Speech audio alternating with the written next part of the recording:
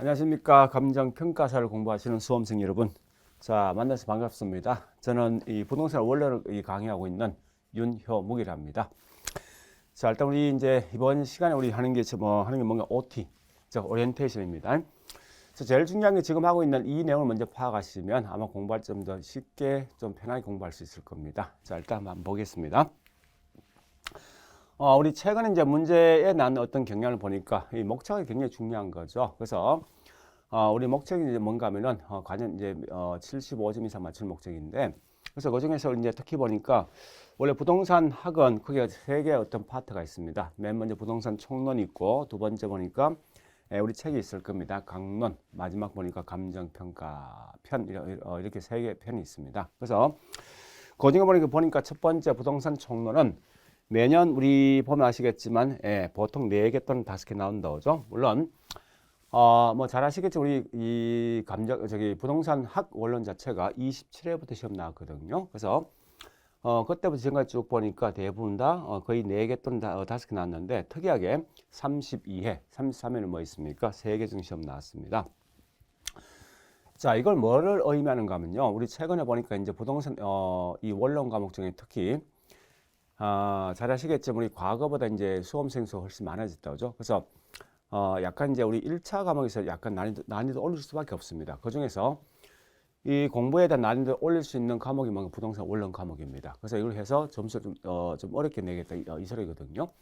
자, 어쨌든 중요한 거는 우리 보니까 32에 33 보니까 문제 3개를 냈다 이 말은 다른 파트 있죠. 우리 저 뒤에 강론 파트 가면 있죠. 문제를 훨씬 더 많이 비중을 더 두겠다는 이런 의미를 내포하고 있습니다. 그래서 원칙은 이제 부동산 총론이 크게 3개의 어떤 장이 있어요. 제일 먼저 개관, 그 다음에 개념과 분류, 그 다음에 특성과 속성이 있는데, 보통 이제 거의 다 시험 나오면 여기서 뭐 있습니까? 개관에서는 딱 한 문제 시험 나왔습니다. 지금까지. 그리고 개념과 분류에서 이게 보통 거 이제 한 2개 정도 시험 나오거든요. 무슨 소린가 하면 요 개념 한 문제, 분류 한 문제 보통 시험 나오게 돼 있어요. 그리고 마지막에 있는 이제 3장에 보면 부동산 특성과 속성이 있는데, 보통 거의 다 시험 내면 특성이 주로 시험 나오고 속성이 시험 잘 안 나옵니다. 우리 과거에 이제 문제를 보니까 속성은 딱 2번 시험 나왔습니다. 그 중에서 30에 30회 때 시험 한번 나왔을 것, 즉 이 말은 뭐 공간과 관련된 시험 나왔을 것이고, 속성에 보니 33회 때 뭐 있습니까? 부동산 속성의 전반적인 개념 시험 낸 적이 있습니다. 자, 일단 결론부터 본다면 이 말입니다. 주로 공부할 게 뭔가 부동산 총론은 제가 좀 이따 설명하겠지만, 부동산 개념 한 문제, 부동산 분류 한 문제, 그다음 부동산 이 특성이 보통 시험 나온다 생각하시면 되겠습니다. 근데 자꾸 이제 문제가 뭔가 하면 우리 과거 좀 다르게 패턴이 좀 달라졌는데, 32회, 33회는 패턴이 좀 다릅니다. 그래서 앞에 있는 31회부터 했던 패턴은 좀 다르니까 32회, 33 패턴을 좀 보시고 여기에 맞춰서 공부하는 게 훨씬 효과적일 겁니다. 자, 그래 보시고, 자, 2편이 강론 파트예요. 우리 강론에 원래 이 총이 보니까 꽤 많죠, 그죠? 전체 우리 시험에 이 비율 분포를 보니까 대충 한 63% 시험 나온다, 그죠? 그래서 결국은 가장 중요한 강론이 중요한데, 그 중에서 이 경제편은 실제 시험에 그렇게 많이 나오지 않습니다. 왜냐하면 경제 우리 감정평가에 보니까 경제학이라는 과목이 있지 않습니까? 그것 때문에 시험에 잘 나오지 않고, 주로 본다면 뭐를 보는가 하면 대부분 다 탄력성과 그다음에 경기 변동, 그다음에 이런 게 주로 시험 나온다 생각하시고, 그다음에 부동산 시장론은 이건 뭐 있습니까? 좀 경제학 원리는 없는 과목이다 보니까 여기는 보통 시험 비중이 좀 높습니다, 사실은. 정책, 그죠? 정책 보니 보통 한 12% 정도, 그 다음에 투자가 이 가장 비중이 높은 거죠. 15% 정도. 근데 사실은 지금 하고 있는 이 부동산 원론 과목과 우리 공인중개사 과목의 부동산 개론 과목이 있습니다. 성격이 같은 내용인데요. 그 중에 보니까 우리 이 중개사에서는 보통 이 투자가 한 20% 정도 시험 나옵니다. 근데 여기 15% 정도밖에 나오지 않는 이유가 있습니다. 왜 그런가 하면 우리 현재 감정평가 1차 과목 보니까 회계학이 있죠. 그중에 재무관리가 있지 않습니까? 재무관리에서 보니까 이 투자와 서로 중복된 내용이 있다 보니까 대부분 다 투자에서 보니까 조금 비중이 좀 낮습니다. 사실은. 그래 보시고 부동산 금융론 비중 높다 그죠? 그리고 부동산 이용과 개발론 보니까 대부분의 시험 나오면 거의 다 개발론이 보통 시험 나온다 생각하시고, 특히 여기 개발론 보통 이제 최근에 이제 뭐 3개 또는 2개 나오거든요. 이렇게 좀 마시고, 그다음 부동산 관리업은 가끔가다 이제 이 한 문제 정도 나온다 생각하시면 될 거예요. 네, 그래 보시고 권리 분석, 그다음 중개, 컨설팅. 여기 좀 특이한 건데요. 요 2개 파트는 보통 이제 우리 사실은 제 개인 생각이지만 이게 우리 감정 평가 시험에 이게 큰 비중을 두고 있냐는 건데 그건 분명히 아닌 것 같습니다. 그래서 여기 이 권리 분석이나 중개는 대부분 다 중개사하고 서로 관련된 건데 왜 이렇게 냈냐라고 제가 쭉 이제 출제를 냈던 분에 물어봤습니다. 물어보니까 이 감정평가사 어떤 중개사 어떤 경계를 좀 구분해 주겠다 이런 의미가 많이 내포가 되어 있는 것 같습니다. 그래서 재밌는 거는 이 문제 오히려 상당히 어렵습니다. 권리 분석과 그다음에 이 중개가요. 그래서 어쨌든 여기서 매년 보니까 하여튼 2개 또는 2개 이상이 나온다 그죠? 예, 그래 아시고 요 2개가 결국 4개 정도 시험 나온다 생각하시면 되겠습니다. 그래서 과거에는 이 권리 분석과 중개가 대부분 시험 나왔던 게 학문적 개념이 보통 시험 나왔거든요. 권리 분석이 뭐니? 권리 분석의 특징이 뭐니? 시험 냈는데 지금 그렇지 아니하고 오히려 우리 관계 법규에 보니까 우리 등기법 있지 않습니까? 등기 관련돼 있는 우리 저기 뭐 있습니까? 등기법에 갑구 얼구에 있는 표적에 있는 내용이 뭐냐? 이런 구체적 내용이 훨씬 더 최근에 많이 대두가 되는 그런 특징이 있습니다. 중개는 사실은 이제 중개에서 뭘 내는가 하면 중개 대상물 확인 설명서 이런 내용 있지 않습니까? 중개사와 어떤 관련된 시험이 자꾸 나오더라고요. 그래서 어쨌든 그 문제를 해결해 보고요. 마케팅 광고는 이게 굉장히 내용이 쉽거든요. 쉽다 보니까 어쨌든 매년 1개 정도 시험 나온다 생각하시면 되겠습니다. 그래서 거의 매년 보니까 이 최근에 26개, 30개 나왔거든요. 상당히 큰 비중을 차지하고 있는데 그 중에서 가장 중요한 파트는 뭐냐? 결국은 시장론, 그다음에 정책, 투자, 금융 이런 게 상당히 중요하고 밑에 있는 우리 관리라든지 권리 분석 또 뭐 있습니까? 중개, 마케팅 이거는 간단한 어떤 암기할 내용만 좀 정리하시면 되겠습니다. 그래 보시고요. 자, 그리고 우리 이제 감정평가는 거의 매년 보니까 우리 몇 개 나옵니까? 7개 정도 한 18% 나온다고 그죠? 그래서 그중에 특히 이제 재밌는 건 뭔가 하면요. 우리 감정제 평가사들이 공부하시면 필수로 이제 볼 내용이 있죠. 감정평가법이라든지 또 뭐 있습니까? 감정평가에 관한 규칙 이런 게 중요한데 최근에 보니까 시험이 어떤 게 나오는 거면 감정평가 실무 기준 있지 않습니까? 실무 기준의 내용을 자꾸 시험을 내더라 이겁니다. 그래서 주로 지금 하고 있는 감정평가는 대부분 다 어떤 법 조문이 있죠. 법 조문 위주로 공부하는 게 훨씬 아마 효과적일 겁니다. 그래서 하여간 매년 한 7개 정도가 나온다 생각하시면 될 거예요. 자, 일단 그러면 이제 좀 비중을 본다면 이 말 아닙니까? 제가 이제 여기 설명되어진 것 중에 특히 감정평가 3방식이 있는데 여기에 이제 3방식도 중요하지만 그 속에 어떤 법 조문이 있어요. 그러니까 일부러 이 속에 법 조문을 다 집어넣었거든요. 그래서 철저히 공부할 게 뭔가 하면 감정평가에 관한 규칙과 그 다음에 감정평가 실무 기준이 있지 않습니까? 거기 있는 내용 중에 중요한 게 있거든요. 그와 같은 거 공부하시면 아마 될 거예요. 그래서 일단 뭐 이렇게 출제가 나왔던 걸 좀 기억해 주시고요. 자, 그러면 과연 우리가 부동산을 어떻게 공부할 것인가? 공부에 대한 방법이 중요한 거죠.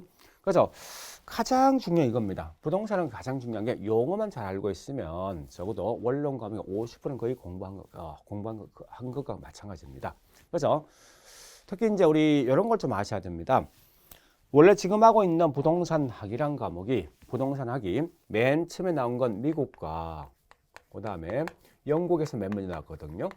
나왔었는데 잘 아시겠지만 미국에 있는 이론 1번 이렇게 넘어서 한국이 넘어왔고 그 다음에 우리 옛날에 아시아 쪽에 보니까 영국계 이론을 따지고 있는 게 옛날에 영연방 산하 있는 나라 있죠.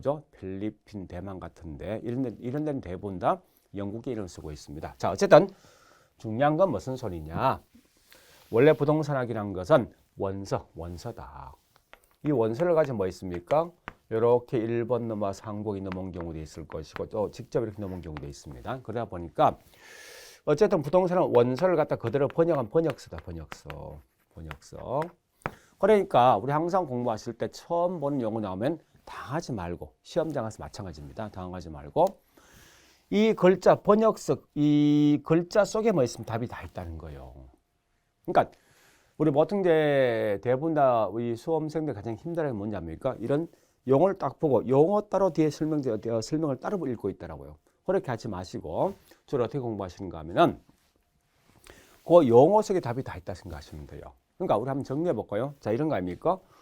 부동산에 준한다. 이 말 뜻이 뭐예요? 부동산도 아닌 게 부동산 인치한다 이 말 아닙니까? 그죠? 네, 그러면 원래는 부동산이 아니면 뭡니까? 예, 그래서 동산이다. 동산. 그죠? 동산인데 부동산 인체를 해야 될 거 아니에요. 그죠? 그러면 가장 중요한 건 동산과 부동산 구분 기준이 뭐냐 물었을 때, 자, 우리 이런 물건을 살 때 어떻게 합니까? 등기합니까? 점유하는 거죠. 근데 반대로 부동산 살 때 뭡니까? 반드시 보니까 등기는 등록하는 거죠. 아, 그러면 이 말 아닙니까?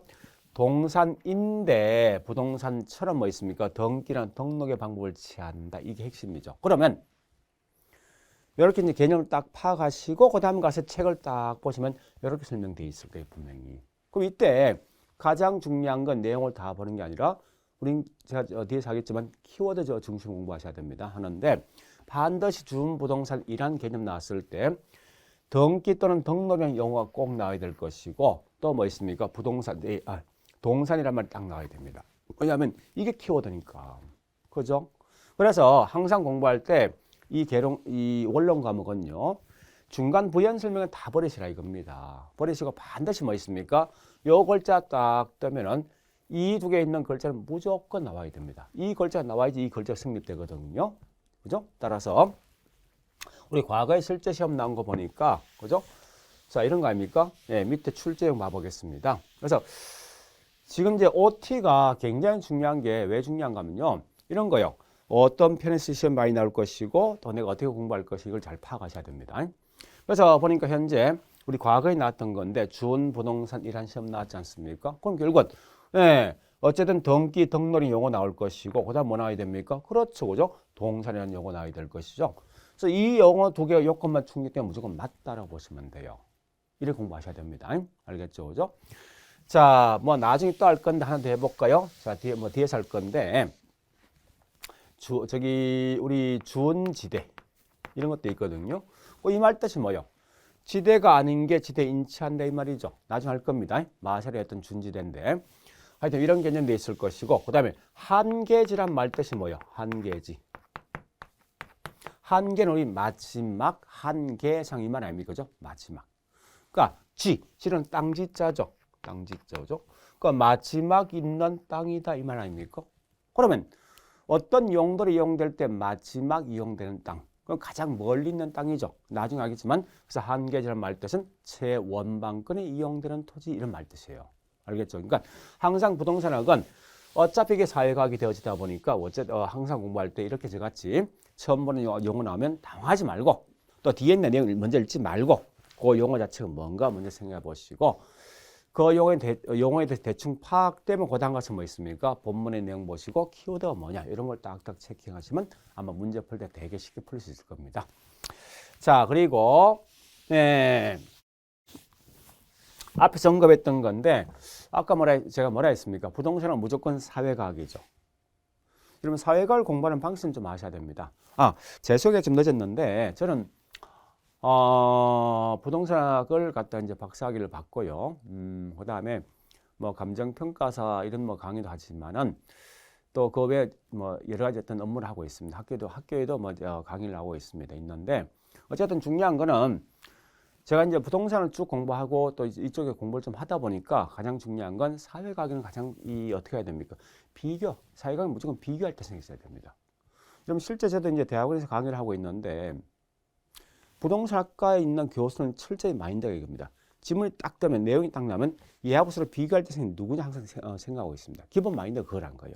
그러면 이 말 아닙니까?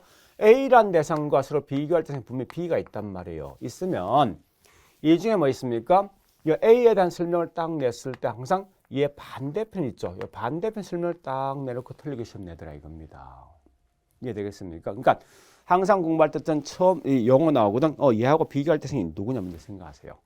그래서 무조건 틀린 말은 그 반대편에 있는 내용을 틀리게 내는 거지 안에 있는 글자를 장난치는 건 아닙니다. 물론 최근 이제 이 출제는 교수의 어떤 질이 약간 제가 교수 무시하는 거 아니지만 질이 약간 떨어지다 보니까 안에 있는 글자를 가끔 장난치기도 하지만 실제 시험은요, 우리 보통 시험 내면 이런 비교할 뜻을 가지고 장난치게 돼 있습니다. 그래서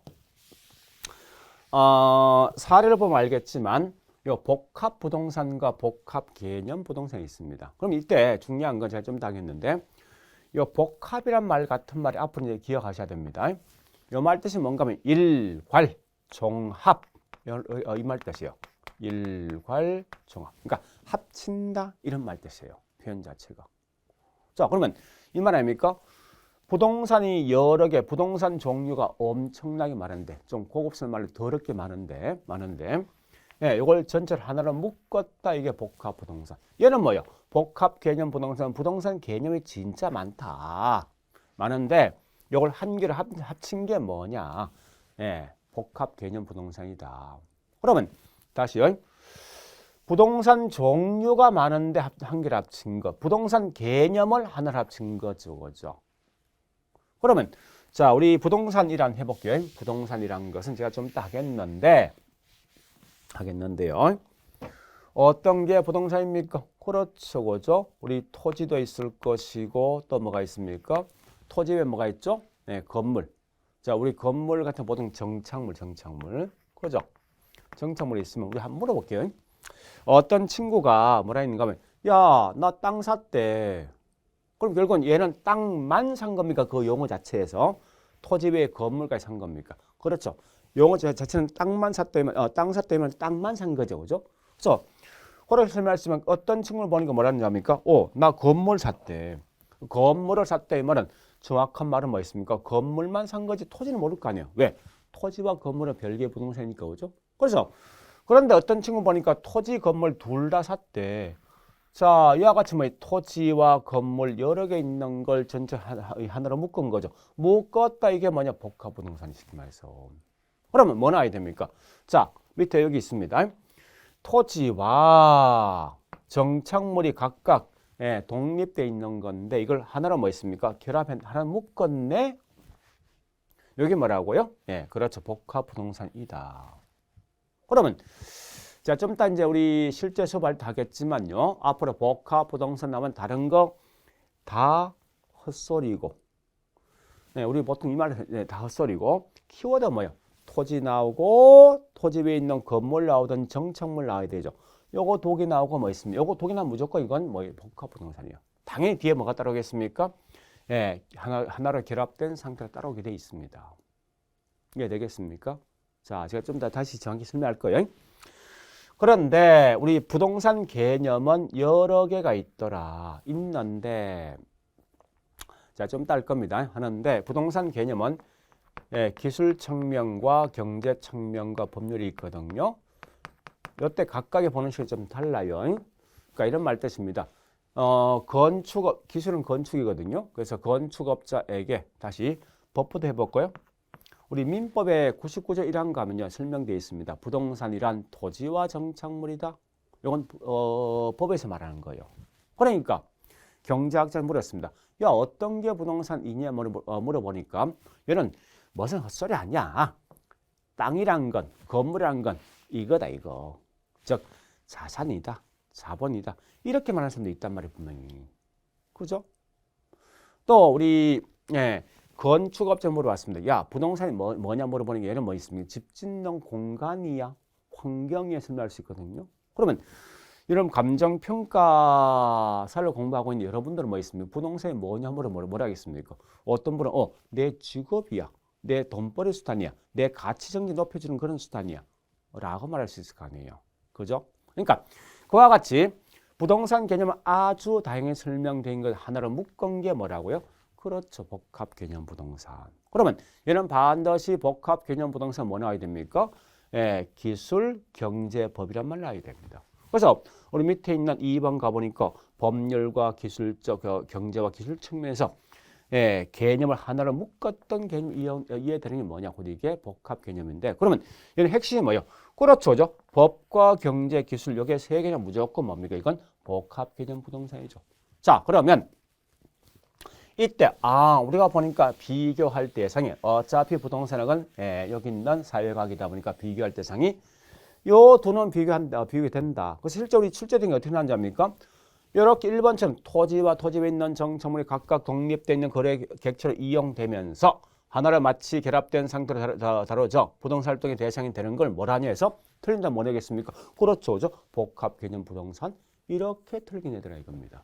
그리고 기술, 경제, 법률적 측면의 부동산 개념을 복합된 개념으로 다루어진다 해서 틀리면 뭐 내겠습니까? 그렇죠. 원래 답은 복합 개념 부동산인데 복합 부동산의 시험 내겠다죠. 그러니까 이렇게 항상 가장 중요한 마인드 이겁니다.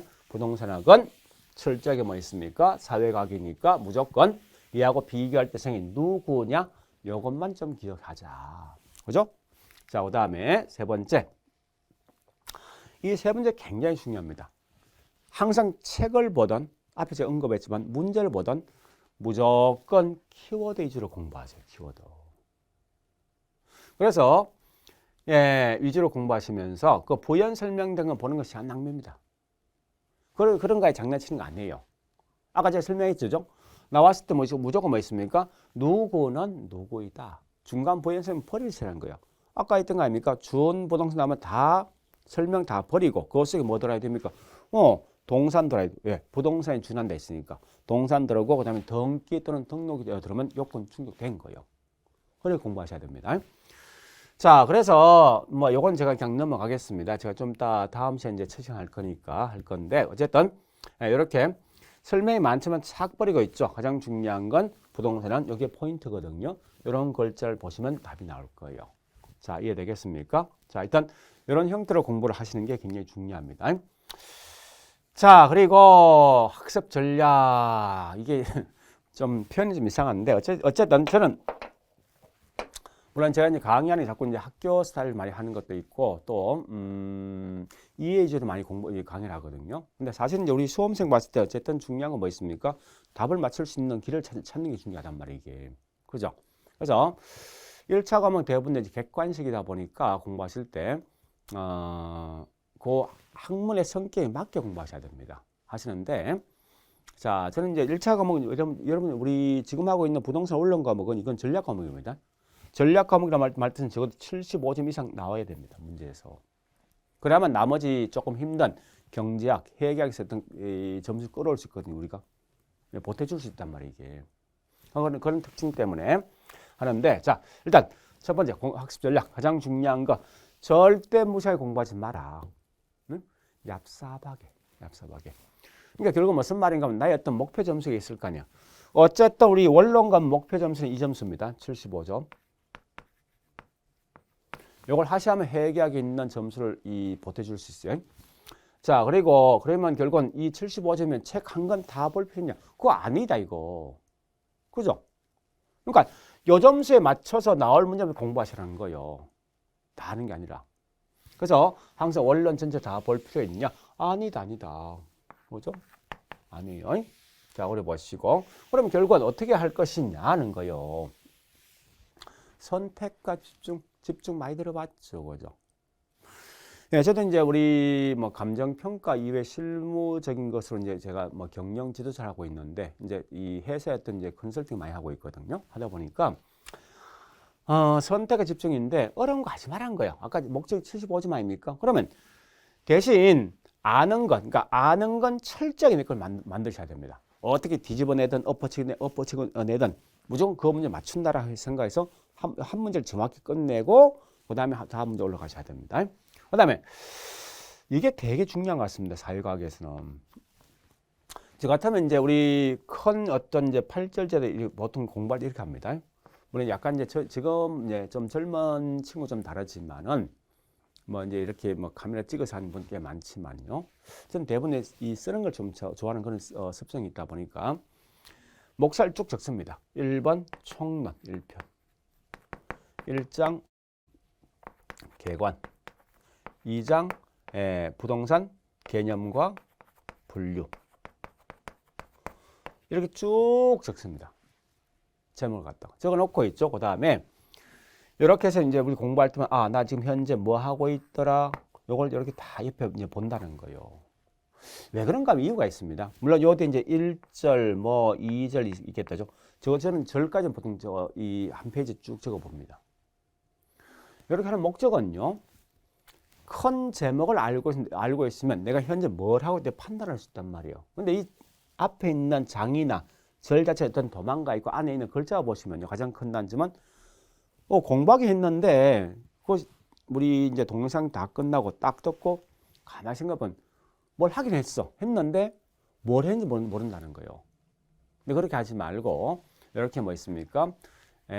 편, 장, 절을 적어놓고 나 현재 여기서 어떤 걸 공부하고 있다 쭉 이렇게 적어보시라는 거예요. 그래서 그걸 적어보시고 그다음에 항상 쭉 보면 우리 앞에 제가 출제에 나왔던 경향이 있죠. 출제 빈도가 높은 걸 우선 공부하는 게 이거 당연한 거 아닙니까? 그죠? 책을 다 볼 필요 없습니다. 참고로 이 부동산 학이라는 과목은요. 앞뒤에 대한 순서가 없습니다. 순서가 없기 때문에 달락달락 끊어서 공부하셔야 돼요.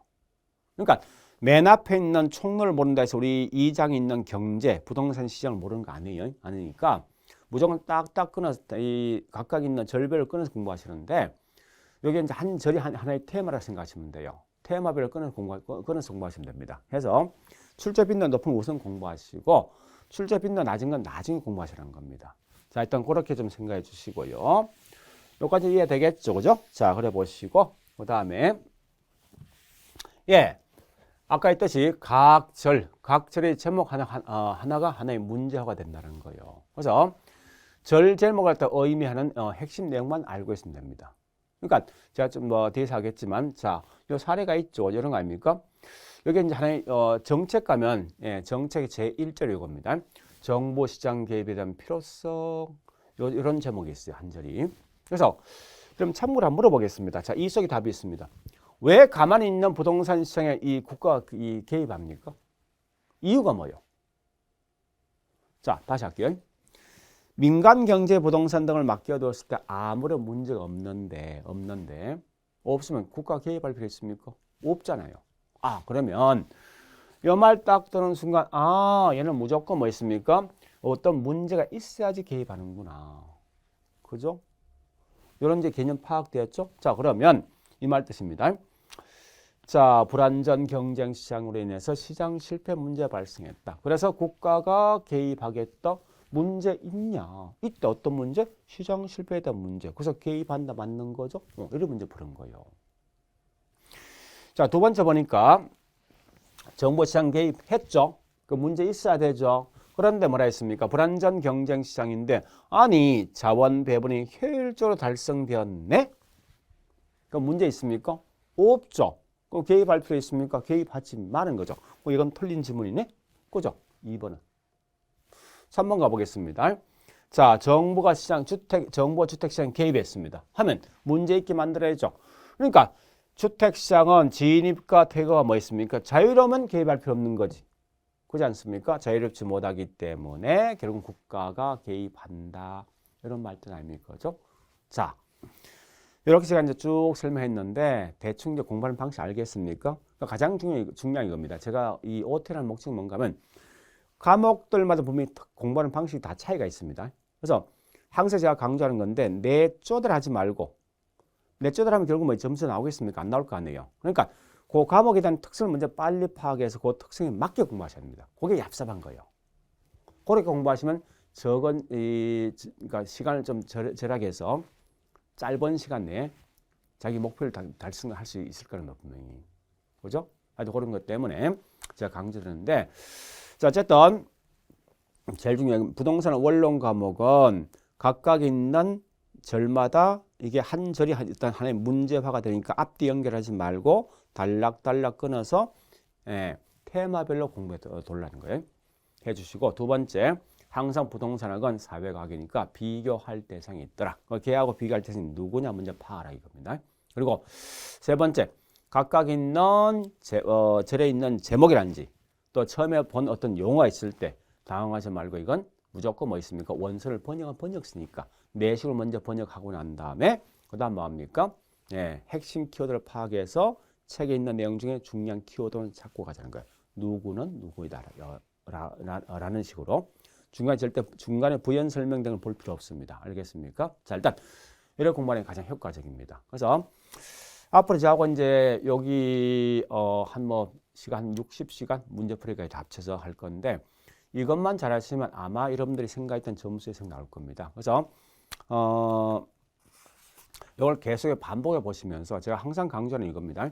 한번 쭉 봤는데 가장 중요한 보시고 그다음에 이해되면 거기 넘어가시고 이해 안 되면 그걸 반복해 보셔야 됩니다. 그리고 항상 우리 기본서 있지 않습니까? 그 내용을 잘 읽어 보시면 예, 충분히 이해될 것이고 그리고 무조건 기출 문제 꼭 확인하셔야 됩니다. 하시는데 제가 이제 마지막 꼭 말씀드리는 건 뭔가 이겁니다.